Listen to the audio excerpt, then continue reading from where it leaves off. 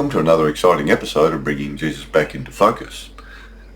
He's been taken out of focus by the Jewish religion being overlaid onto him.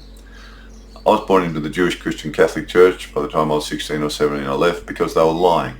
They said there's only one God in the Bible. They said Yahweh is the exact same source of divine love and spiritual life force that Jesus was at one with. By the time I was at the age of reason, 16 or 17, I said, that's incorrect, that's a lie. Bye. So I left with Jesus. I took him with me. I didn't leave him because I was really blessed. I was never poisoned by the Jewish religion or the book of Revelation. They never influenced me at all. In fact, I used to wonder as a little child when I was in church, why are they reading the Jewish religion to us? Why are they doing that? But it was a beautiful child naivety that was absolutely in me.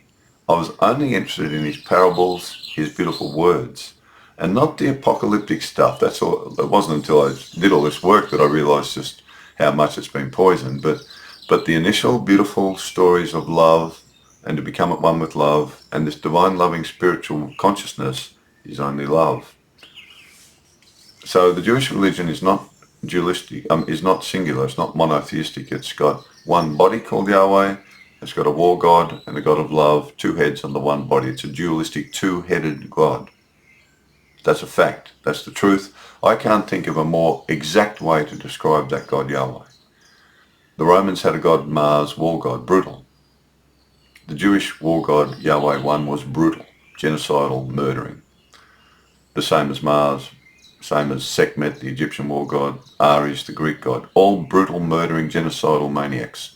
Yahweh one is that murdering war god. Rome had Pax, temple of peace.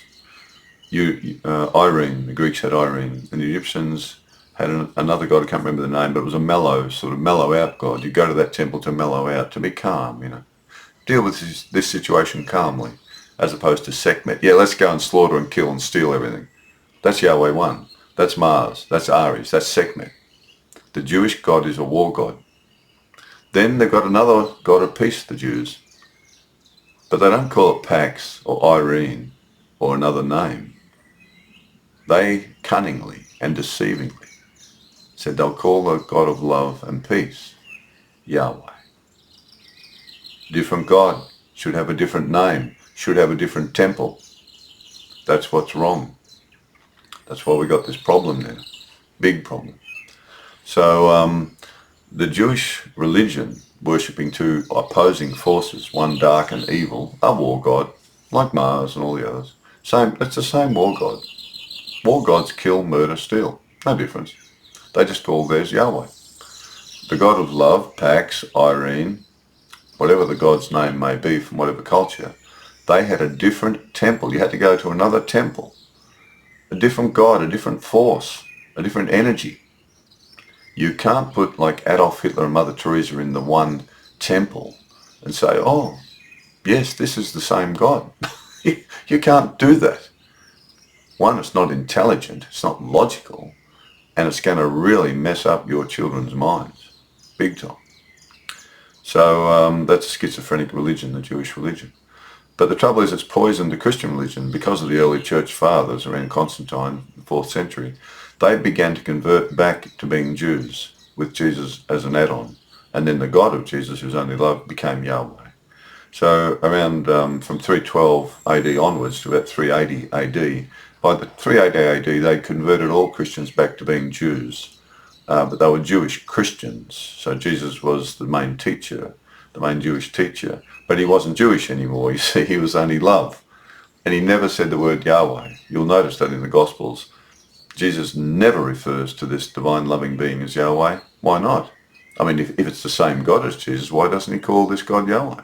He can't, because there are two Yahwehs there. If they call their God of love some other name, like love, or eros or something, or pax or whatever, anything that amore, the amore God, then Jesus could say, I only follow the amore God, I don't follow the Yahweh one war God. He could say that. But he never could say Yahweh because there are two Yahwehs. Do you understand that? That's the truth. He had to be careful. They'd kill him if he slandered Yahweh. The war God. He did, but he did say, you are children of your father Satan. He was a murderer and a liar from the start, and you do the lusts and desires of Satan. Yahweh won the war, God. They do, or they still do. Anyway, so we've got to tidy this up for Christians. So I got onto it. Heaven said, quick, you're a gardener. Get onto this. before all the churches are empty, all the Christian Jewish churches are emptied because they're telling lies. So the Gospel of Jesus Unplugged is a translation of the Gospels. It's written in a sort of traditional language that you're familiar with, but it's using the Greek interlinears. But I've corrected a lot of mistakes. I've removed a lot of Jewish overlays and redundancies, and I don't use the term even God the Father. I say loving spiritual creator. And so the whole work of the Gospels for me is to bring out the love that Jesus is talking about, the oneness of the love, and the source of that love is only love. So I've removed anything that slanders that, because there's slander in the Gospels. There are mistakes and deliberate slanders. They're gone. So my reading of the Gospels, you'll find a lot more loving and true to who Jesus really is and was, and whom the loving spiritual being that he's at one with is right now. And that's simply because as a child I always saw him as love and non-violence and nothing else, and I've never been poisoned by the Jewish religion or the book of Revelation in my entire life. So I'm free of that poison. So I'm really lucky. I didn't know how unusual that was, and yet I'm still interested in him. I love his words, I always have. Anyway, I've done this work, and the Teachings of Jesus Unplugged is about to be published in the next 2 weeks, in 2026. So the first Gospels is available. You can buy it online, and the teachings will be available very shortly. And in that you'll find some very challenging viewpoints that are all truthful, and they'll help you untangle the lies that you've been told. jcinfocus@gmail.com if you want to email me about any of this or discuss it or argue against my ideas or understanding or viewpoints about Jesus being only love and God is only love, by all means do. But you better have a good logical argument and intelligent, not just some, it says so in the Bible in the Jewish religion. That's not even the Christian religion. Why are you quoting that? Teachings of Jesus Unplugged, the back of the book. The spiritual teachings of Jesus are a universal calling to all human children on earth to awaken into our spiritual body and true identity of love and non-violence. Before our dualistic body and mind of the flesh dies and returns to the earth, only our spiritual body and soul live on.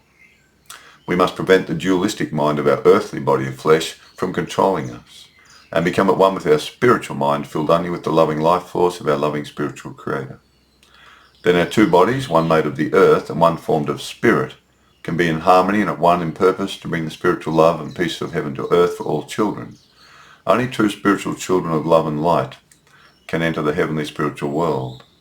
All those children divided within themselves between love and hatred cannot enter. The words of Jesus can awaken and transform us. There are two lovely analogies I like to use. One is that we are spiritual riders on a horse. And of course horses are powerful creatures. I mean, they're really amazing, can be really intelligent. But we're not the horse, and the horse isn't us, but we're riding on the horse. We are at one with that horse. My spiritual mind or my spiritual body and soul takes my horse to someone to help them. Or rather, I want to go to help someone, so my horse takes me there. If I only had my spiritual body, no one could see me. I couldn't help anybody because I'm in a spiritual body, not physical, so I couldn't physically lift them up. But because I've got a horse, a physical body, human body, biological body, I can go to another person who's got a spiritual body and a biological body that's fallen over and hurt themselves, and I can help lift them up with my physical body. But the driving force is my spiritual mind to love them. My body by itself doesn't love them. I use my body to go and bring the love from heaven in my spiritual body, because that's the only way your spiritual body is alive. Without that love from heaven, it's not going to be very strong. All the warmongers have hardly got any light in them anymore. So then you take your horse across, your physical body to them, and your physical body and you, guided by love and your spiritual identity, that's your primary identity, you help them up. But you're not the horse. And one day all pets die and our horses die, but the rider gets off the horse. So the other one is the water in the vase. I like that analogy too.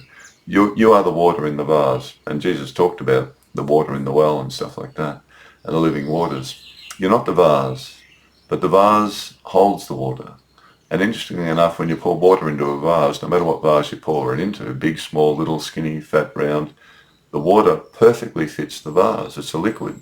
It's a different substance. It's not solid clay or something. And I think that's another lovely analogy.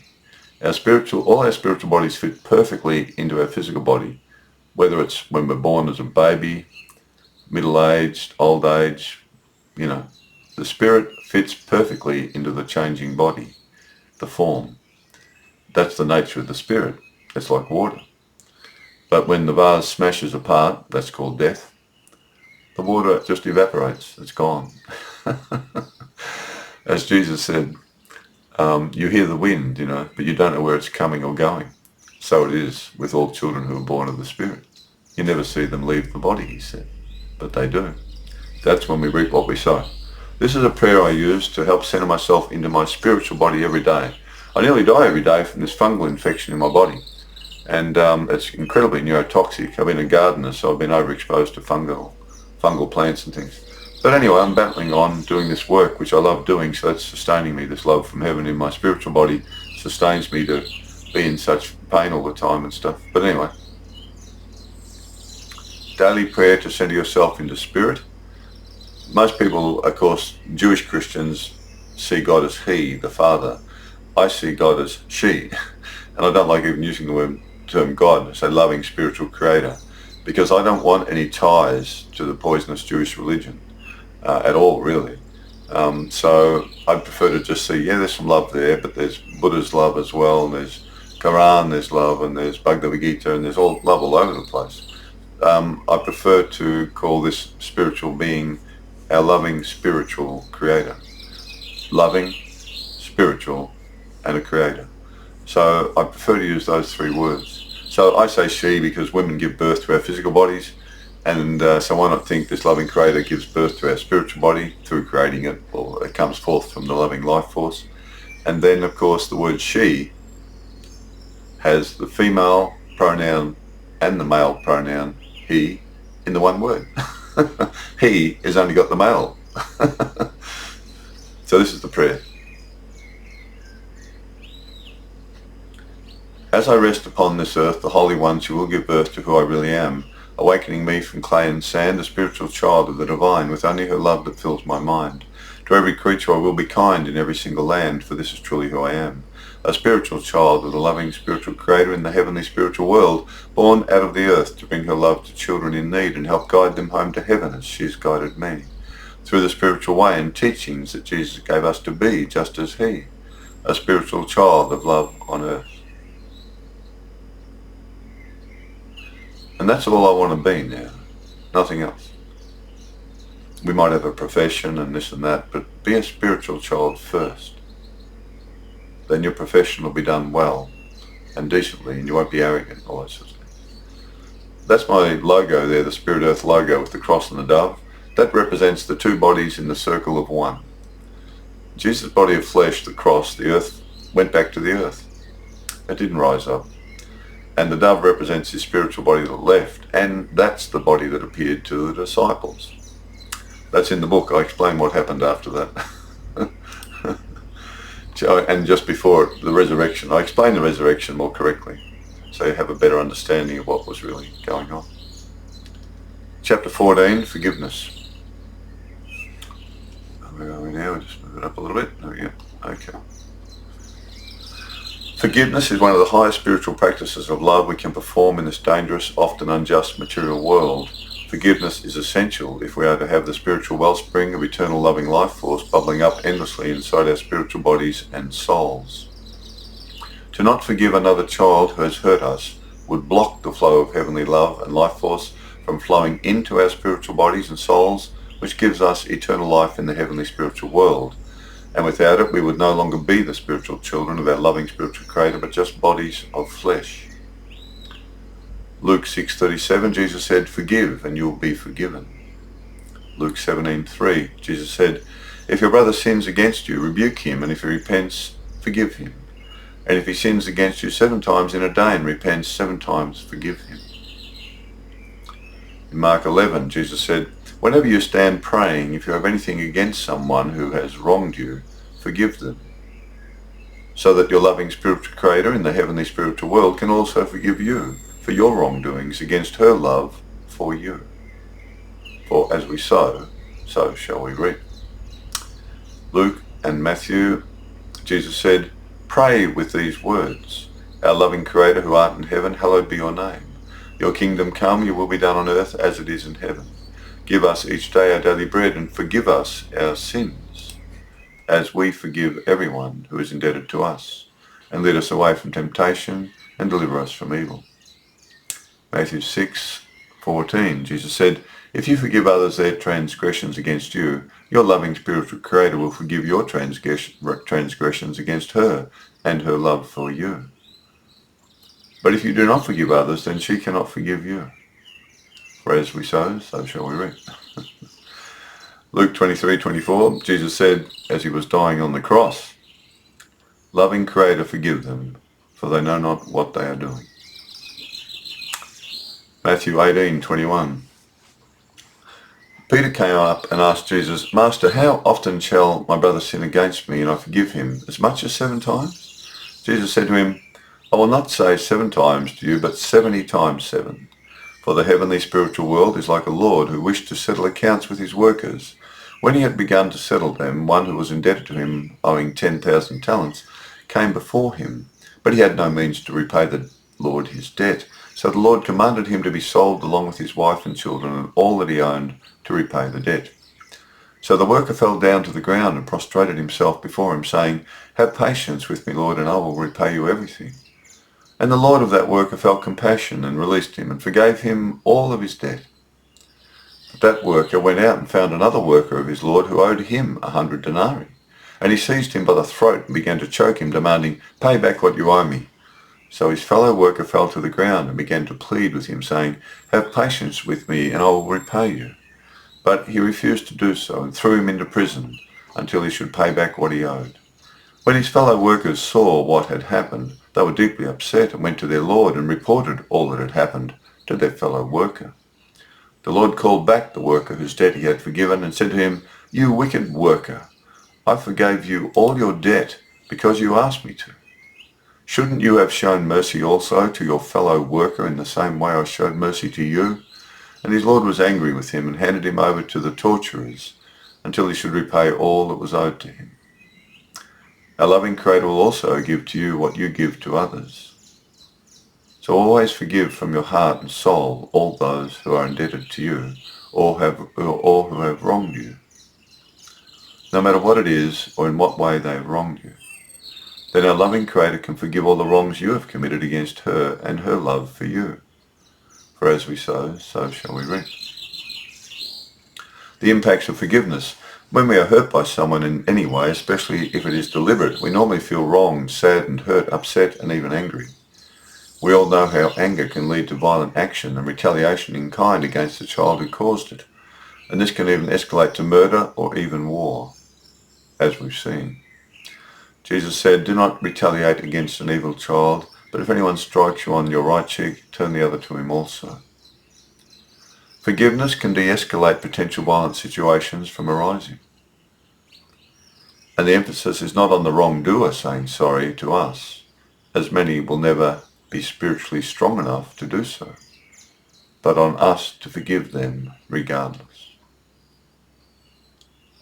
We must be the light of love in this world, even to our enemies who hurt us, by always forgiving them. We do not wait for them to say sorry to us, but instead feel sorry for them. For only a child not living out of their spiritual body and soul mind of love, filled with our loving Creator's life force, could hurt someone. They are lost in the darkness and ignorance of not knowing who they really are, and become shadow figures devoid of spiritual life. It is our spiritual responsibility to be strong and fearless as a living example to them of how a spiritual child, filled with our loving Creator's spiritual life force, behaves. To hurt someone is easy, but to take the blow of that hurt and absorb it without hitting back takes great spiritual courage and inner strength. That strength is only found in our spiritual bodies and soul minds of love, not in our bodies of flesh. I remember listening to a radio program talking about a Jewish family in Nazi Germany. The false dark shadow Nazis pulled the Jewish man, his wife and children out of their home onto the street. They took the man aside and then shot his family to death right in front of him.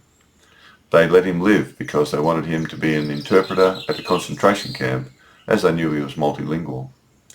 He said in that split moment of time he knew he had two roads that he could take: hate those evil satanic Nazis for the rest of his life and never be free of the prison of hatred he made for himself, or forgive them and be free of any hatred within his own soul. He chose to keep his spirit free of the poison of hatred and forgave them. He had chosen the high road to be a spiritual child of our loving spiritual Creator in that instant, instead of a beast of the flesh. He was taken to a camp and helped many inmates to stay alive until they were freed. The Nazis were all false shadows of darkness, beasts of the flesh, worshippers of death and Satan. All flesh dies, rots and stinks. Only our spiritual body and soul live on after death, and hopefully that man was reunited with his innocent family beyond this material world in the heavenly spiritual world. Like all warmongers, those Nazis would reap the hell that they had sown, unless they fell down on their knees and asked for forgiveness from all the children they hurt and from our loving spiritual Creator for killing her children. There is a wonderful Buddhist saying, "Your enemy is the jewel in your life." This may seem ridiculous, but it has a sound spiritual reasoning. None of your good friends or loving family will ever deliberately hurt you. And even if they did unintentionally hurt you in some way, they would immediately say sorry to you. We may think we are strong spiritually if these are the only children we associate with, as we do not hurt them, they do not hurt us. But only the one who hurts you and never says sorry, behaving like an enemy, helps you to see just how strong your spiritual strengths of forgiveness and love really are. They may expose a weakness in your spiritual life that you are unaware of and need to strengthen. So we must forgive them and thank them for giving us the opportunity to grow stronger as spiritual children of our loving Creator in the heavenly spiritual world. But we must also acknowledge their wrongdoings and try our best to help them change their ways. Always forgive, pray and forget. When Peter asked Jesus how many times in total he should forgive someone before he no longer has to, Jesus said 70 times 7, meaning there is no total number of times that you can reach when you no longer need to forgive someone, because you become forgiveness itself as part of your growing spiritual identity. My late sister Joan was a spiritual natural at doing this, but most of us must work at it. When we forgive, we must let go of the incident that caused harm or hurt to us by the other child and not hang on to it by remembering it over and over. It happened. It was possibly unjust. It may have seriously impacted our earthly life, but it's over. And although we may still have to live with daily reminders of it due to injury or other real-life consequences, there will be no more pain or suffering for spiritual children who reach the heavenly spiritual world in a healthy, living, spiritual body of love. That is why the more we live out of our spiritual body and soul mind of love each day, we will have greater spiritual strength to look beyond any present suffering caused to our life by others, or just by encountering disease and old age on our earthly journey. Jesus clearly said our spiritual body and soul mind of love are our real eternal identity, and this is the most important thing of all. He said, "Do not fear those who can kill your body of flesh or any disease, but can do nothing more to you. Only fear sin, which can destroy both your body of flesh and also damage your spiritual body and soul." As part of our spiritual practice of forgiving others, we must add the next layer of praying for them to help them and further strengthen our own spiritual identity. This is a very powerful and cleansing practice if done sincerely from our heart and soul. It can wipe out any anger or hatred we are holding on to against them and prevent these from poisoning our spirit and soul. We must first ask our loving Creator to forgive them and help them to come out of any darkness they may have fallen into that led them to hurt us, as they are her children as much as we are. We ask our loving spiritual Creator to fill them with her loving life force and transform them into heavenly children so they may be saved. And we send them our personal spiritual loving life force from within our spiritual body and soul mind of love as well, to help them. It is important we must pray deeply and sincerely for that child of our loving Creator out of love and concern for them. We must pray that they will recover their spiritual life and enter heaven after passing through their death experience, and even look forward to hopefully seeing them there after overcoming all their sin, as we must too. I cannot stress enough how powerful this practice is to overcome any blockage to love the one who hurt us, keeping the love from heaven flowing into us and through us to everyone, even the enemy in our life. That heavenly spiritual love is our spiritual life force for our spiritual body and soul, and we must not starve ourselves of it by hating anyone and not forgiving them, blocking the flow of love from heaven into us. We must learn to let go and forget of wrongdoings against us. We all live day by day, and we can only love in the present moment, no matter how the conditions or restrictions in our life may change, or who or what caused them to change. That is why spiritual children can forget the past and concentrate on each new day, to bring what love they can from heaven into this dangerous material world. This is how we heal and feel comforted from still being open to heaven's presence and love flowing into us. We must always remember the heavenly spiritual world is as real as this world, but spiritual. As this is our great joy and true life, to share our loving Creator's love in us with other children, then to do that we must be in the present moment and not living in the past and regret. Jesus reminded us of this when he taught in Matthew 6:34, "Therefore do not worry about tomorrow, for tomorrow will have its own worries. Today has enough trouble of its own to deal with." Forgiveness keeps the river of heavenly, loving life force bubbling up inside our spiritual body and soul mind of love that brings us into eternal life in the heavenly spiritual world. By forgiveness becoming a natural part of who you are, you will become a living spiritual child of our loving spiritual Creator in the heavenly spiritual world on earth. God is love. Love is life. Loving spiritual Creator, forgive them, for they know not what they do or who they really are. Jesus understood they had no idea who God is. They're following a war god, Yahweh One. They're killing him. They go to war, they kill and murder and steal. He felt sorry for the Jews. He left the Jewish religion. But he didn't leave this beautiful, loving Yahweh until he took it to its ultimate destination. He had the clear like mind experience the Buddha had. His mind was clear of all hatred.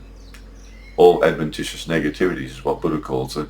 Jesus calls it just the dirt inside the cup. He became love. Think of a gold disc.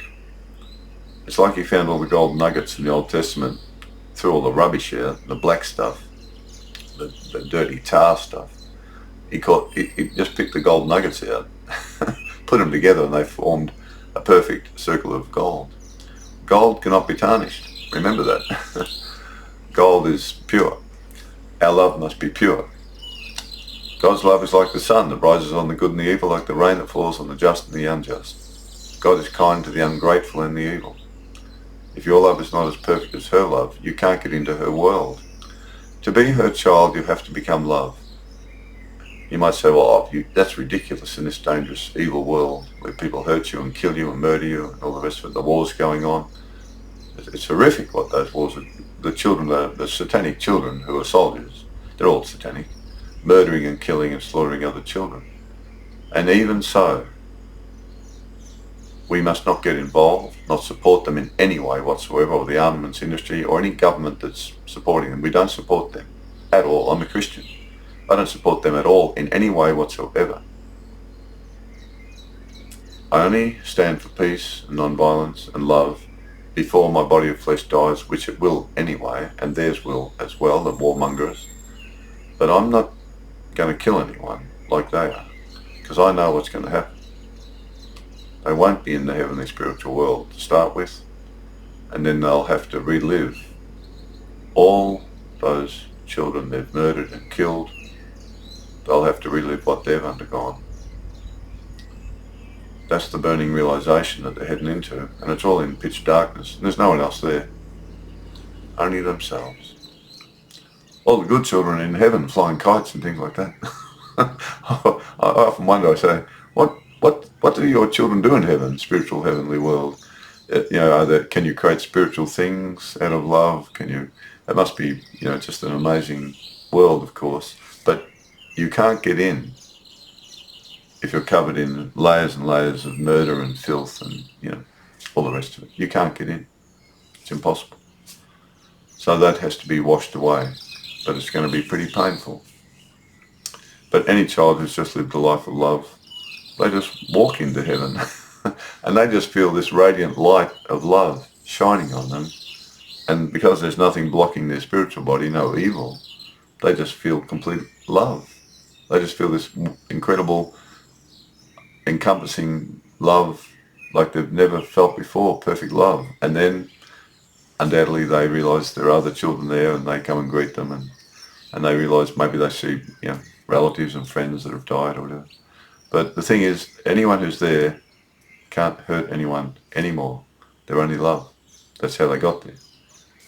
And no one gets hurt because you don't have a blood and bone body anymore. that's earth. That's like clay, They're all spiritual bodies, even though I don't know what they look like. My understanding is they're really beautiful. And Jesus said they're like angels' bodies. That's all he said. So spiritual body that's beautiful. Everyone's beautiful. And no evil can come into that dimension. It's not possible. Because that's the truth of that dimension, that it's only love. That's the truth. So it's light and love. So if a dark, false shadow identity approaches, Adolf Hitler, Netanyahu, Putin, Hamas, and anyone who's a false, lying, murdering, thieving killer, they try to enter or they come towards it, and their own darkness, the light shines on it, and it's sort of set alight like burning. But the burning is not anything like physical burning. It's the burning of the mind, the realization in the mind of the murders you've committed, the kills you've crushed, the children you've crushed in the concrete or blown apart their bodies or shot with bullets. It's those ones that you've murdered. Now you're going to feel what they felt. You're going to experience them dying. That's what hell is. It's in pitch black darkness, and you realize now, too late. And the loving light still shines on you, but the light can't reach you now because you've covered yourself in so much evil, filth and suffering. It's going to take however long it takes for you to pass through the suffering. I wonder too if these really evil mass murderers that we've got in the world at the moment, the warmongers who are satanic children, all of them worship Satan. I wonder, depending on how many thousands of children they're responsible for murdering and killing and crushing and blowing apart, I wonder how many years it would take for them to experience all those deaths. It could take hundreds of years. Children don't die straight away. Someone might be dying for weeks. Well, there's 2 weeks of agony and torture and fear. And they're going to experience all that. They won't be able to stop it either. And that's when they'll realise how evil they became. And that's the problem. You see, it's burning realisations. And you experience what you caused to the other child. So if you've helped someone and loved someone and lifted them up, you're going to feel great joy, like the person you lifted up does, at being loved. So you'll just be loved. We have to feel sorry for the satanic children now in all the armies of the world, particularly the latest satanic children we've got. The Russian army, the Israeli army, Hamas. They're all Satan. They're all in this. They're all in Satan's army. They don't get it. They're that pathetic, that evil in their actions, that they've covered their beautiful spiritual souls and bodies in stinking murder and filth. They think they're so brave now because they're all doing it together. But when they die, you die alone. None of your comrades in stinking, filthy, satanic arms go with you, just you. And then you're in the presence of pure love who gave you a beautiful spiritual body that you've smeared with dog droppings and manure. You're covered in stink. And suddenly you realise the truth of what life on earth was all about. Heaven really exists. And there you are standing outside it in filthy, stinking, black filth, murder. You can't come in. That's when you start screaming. That's why Jesus said there'll be wailing and gnashing of teeth. That's what he meant. They're going to have burning realizations. Pitch darkness, no light anywhere. No one else there. No body, no form. Just a consciousness undergoing death after death after death. However many they've murdered. Thinking about it really is quite frightening if you really think about it. Best not to think about it. But you've got to talk about it because you've got to warn Netanyahu and Putin and the whole Israeli army, Hamas, and the whole Russian army, and Ukraine. They're killing too. You can't do that. You won't get into heaven doing that. Anyway, I'm a pacifist Christian from the original church Jesus founded, the original community of spiritual children. He founded a community of spiritual children on earth. You had to wake up out of your physical body. The best analogy, worldwide analogy, and commonly looked at or seen to represent this is the caterpillar turns into a butterfly. So the butterfly's body is within the caterpillar's body. But a caterpillar's body, right, sluggy thing that moves around slowly on leaves and just eats and poops, and that's about it. Can hardly move much, can't move far, can't go fast, can't do anything much, just eat and poop, and that's it. Then it forms a cocoon around itself, or a chrysalis, and it completely dissolves as a caterpillar and re-emerges as this butterfly with wings that sometimes are so brilliantly coloured it's stunning. And what happens? They can fly through the air. And what do they feed on? They feed on the nectar of flowers. Nectar, golden nectar. And the idea that a butterfly can fly through the air, the Greek word for air means breath, wind, and spirit. So the butterfly is the spiritual body that leaves your physical body, or the dove on the cross symbol that I use. And Jesus taught that. That's what he exactly taught. So it's best to be in your butterfly body now. That's the idea. Jesus, he realized he had a butterfly body that was fully alive. It was full of this spiritual love. So it was literally living inside his caterpillar body, if you want to look at it that way. That's another analogy. And so that's why he was so powerful in love, because he really was aware he had another body that was going to leave when they killed his body on the cross. He knew he had another body. That's what he tried to explain to the disciples, so, and to us as well, as it's been passed on. So everyone has another body, but you'll reap what you sow. Don't think it's, everything will be fine, Oh, well, sorry, God. Oh, that's fine. Come in anyway. You killed 10,000 people. Don't worry. 100,000 Palestinians. Don't worry. 50,000 Ukrainians or whatever it is. Sure, oh, no worries. It doesn't work like that. Those people are going to a hellish experience. You have to, because that's the spiritual law of reaping what you sow. I hope they don't, but, what can we do? Pray for them. Rightio. Well, that's the chapter on forgiveness and how powerful it is, because forgiveness and equanimity, if you've got them, then the loving life force from heaven can flow into or bubble up. Jesus says it bubbles up inside you like a wellspring.